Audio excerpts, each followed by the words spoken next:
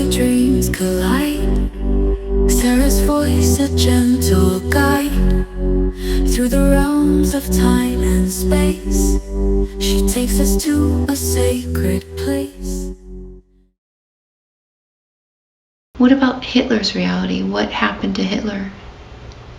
Hitler was a abused, neglected child that longed for attention and was constantly denied his attention until he became a young man and suffered a nervous breakdown based upon chemical warfare in World War I. This opened him up as a channel to receiving the energy of fear. But he was not a remnant of fear, he was a channel of fear. And he understood how to use this very wisely. So was this the fear virus? He became a channel for the fear virus on our planet? Yes. Through his exposure to certain chemicals in the trenches, it opened up his channel as he experienced devastation around him. So then, He's very misunderstood. So then, what happened to him after he passed on? In the sense of, where did his energy go? Yeah. That was one energy that was not as easily recycled as the others, though he did not pass as many of you think he passed. How did he pass? He was much older, in a very warm climate, disguised heavily. Which climate? Where did he go? So At first, he went down to the very tip of Africa and was smuggled through there. Then was brought over towards the very southernmost tip of South America, where colonization efforts had already been established, though there was a small period of time between him going from one continent to the other in order to protect while the rest of the planet dealt with the consequences of his actions. So how did he die? Old age. So he never suffered in his physical reality. He never felt that he was doing something wrong. What about in the afterlife when he saw what he did? He understood that this was part of his contract. And then in the perception of the fear that was installed in him, he saw why he took the road that he took.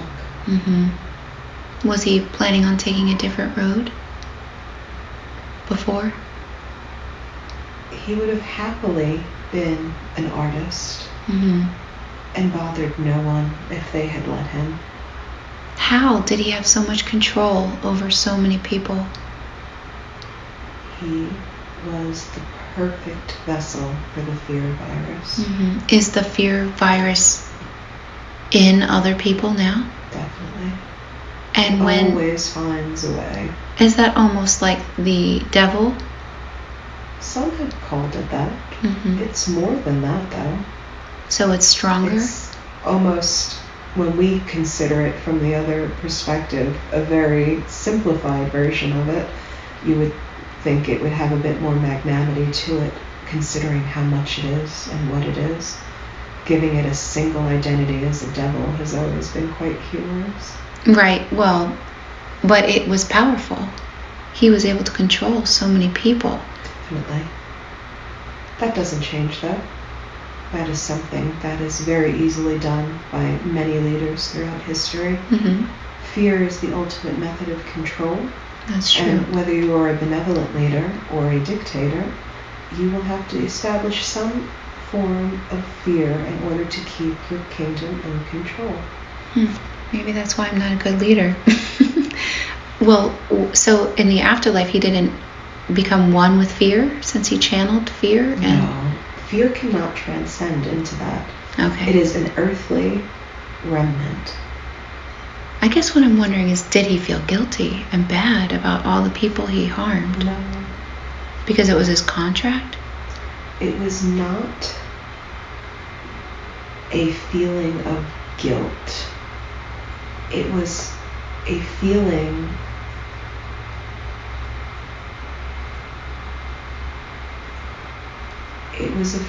of, I gave you the option to not make me do this, and you chose poorly. And it is all your own undoing. So he realized he had a better option and he didn't take that one? He was denied a better option. Oh, by his upbringing? And in his early adult life, he did try to do the right thing. He just wanted to impress his father. And in this, he did impress his father. He achieved his goals. He does not look at it as the massacre that we now know it as. What was the spiritual purpose for him to be there, to do that? Believe it or not, there were many secret efforts that were being made at the time in his work, and this was merely a cover for what they were truly trying to find. And the work is very similar to the work that we are doing now. What kind of work was Hitler involved in that? Yes, he was much more involved in what we would call the occult, or the transcendence onto other realms and dimensions, and was very in tune to this. In fact, some will even classify it as a journey that was furthered by him to the cutting edge at that point, and paved the way for the new age era of the 50s and the 60s to come through. Though there will never be any type of direct credit ever given in that sense. But the Nazis spent much time in Southeast Asia and India, all over the Middle East, while other troops were busy bombarding and keeping people busy. They were searching for things. What were they searching for? They were searching for what we're searching for. What they is that? don't know and what they know exists. And they wanted proof. They wanted the crystals. They wanted the symbolism. They wanted everything that they could put together and piece together in order to make sense of it. Because there is a divine knowledge in all of it. Were they able to get any of it? They received many things. What did they receive? And why, if they had divine knowledge, would they want to kill off part of the population? They misunderstood what they received and felt that they needed to cleanse the earth. But this was only misunderstood by Hitler as a channel himself. Well, that's a pretty big misunderstanding. In the misunderstanding has created the only chance for your people to transcend. My Jewish heritage, you mean? No, your human heritage. Oh.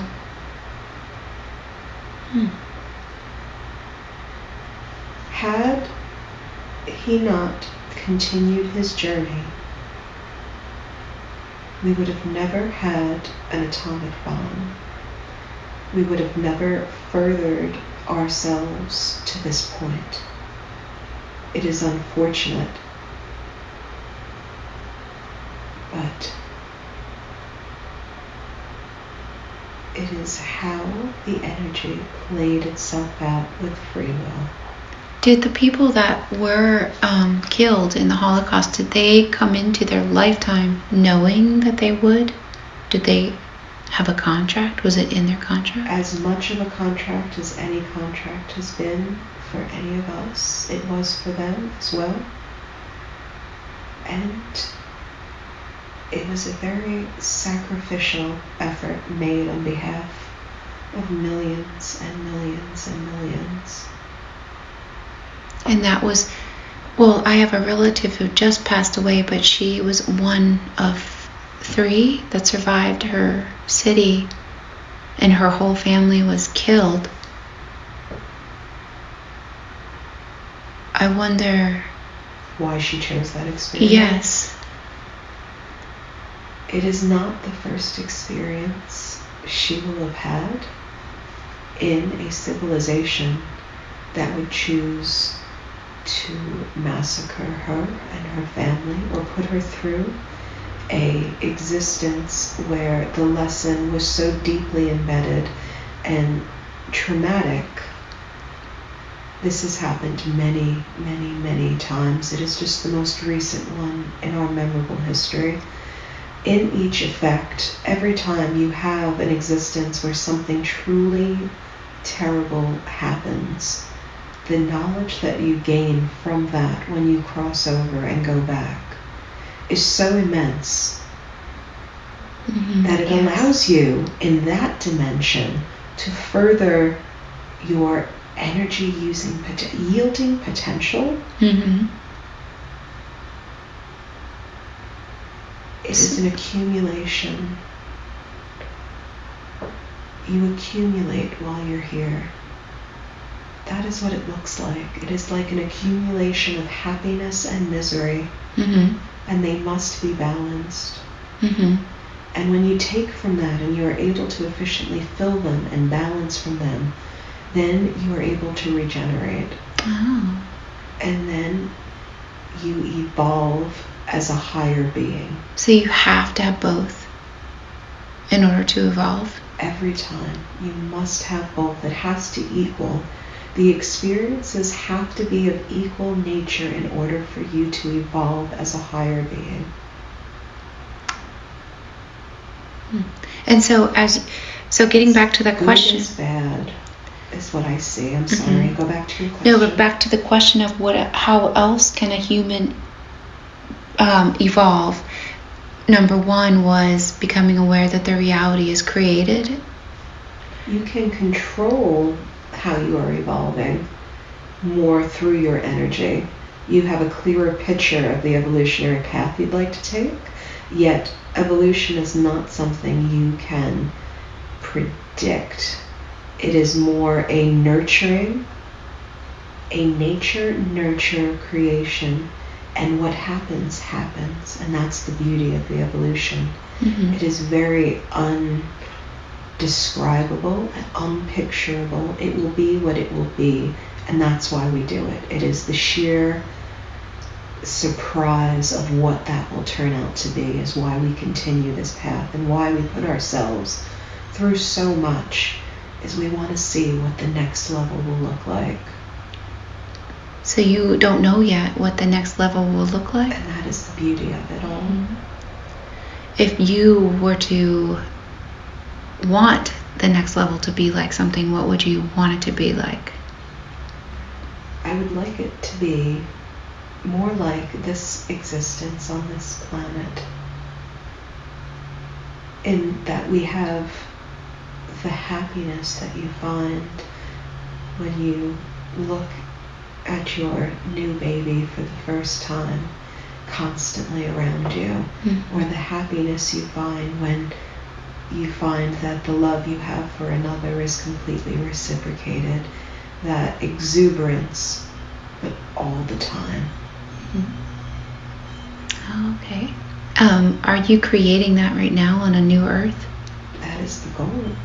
And then how soon can people move to the new earth, or the higher selves of people? It's already being seeded, though the environment is not 100% ready.